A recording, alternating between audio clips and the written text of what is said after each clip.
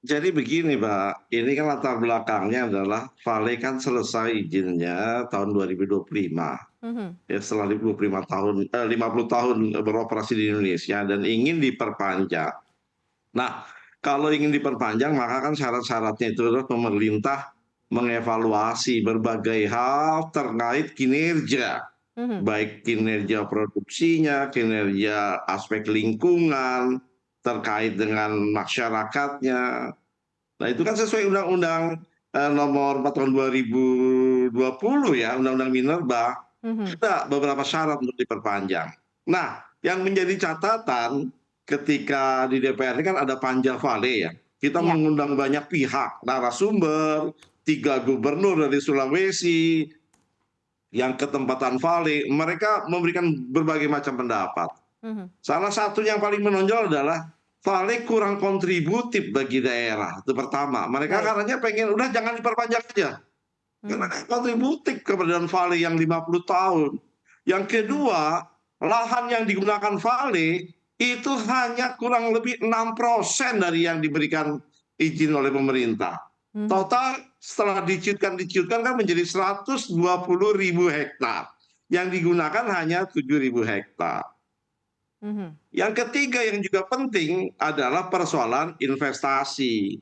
Nah, di dalam Undang-Undang Minerba ditegaskan bahwa pemerintah Indonesia, ya kan dalam hal ini saham nasional harus 51%.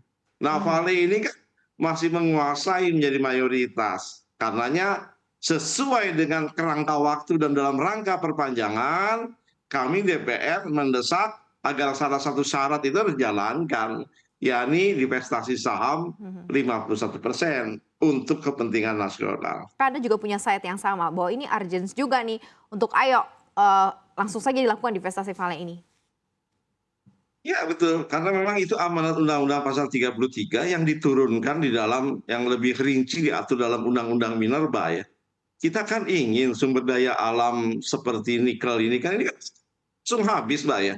Ini Mhm. kan harus dieman-eman, ya kan. Dieman-eman, pertama ya kan, kita apa itu, jangan diekspor mentah, tapi harus diolah sedemikian rupa sehingga nilai tambahnya tinggi, kan gitu. Yang kedua, sahamnya harus dikuasai Indonesia sehingga bisa mendapat dividen dan berbagai pemasukan baik untuk pemerintah pusat maupun daerah. Kan akibatnya ini akan mensejahterakan masyarakat. Jadi tujuan kita adalah dengan pengelolaan sumber daya alam ini, itu ujung-ujungnya masyarakat harus sejahtera.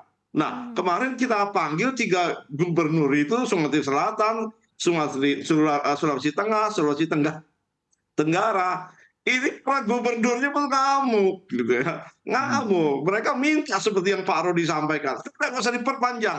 Kembalikan saja kepada negara. Otomatis langsung kita bisa serahkan kepada Main ID 100% gratis. Nggak usah Mhm. beli Mhm. saham lagi. Kan begitu. Ini Sebenarnya kalau kita kalau nggak perpanjang, Mbak, otomatis milik negara. oke, Kita oke. kasih Main ID langsung gratis. Pak Mulyanto, ini menarik sebenarnya. Selain karena dasarnya adalah base adalah amanat undang-undang, sebenarnya ada nggak sih, apa ya, ancaman atau bahaya bagi Indonesia jika misalnya divestasinya tidak segera dilakukan?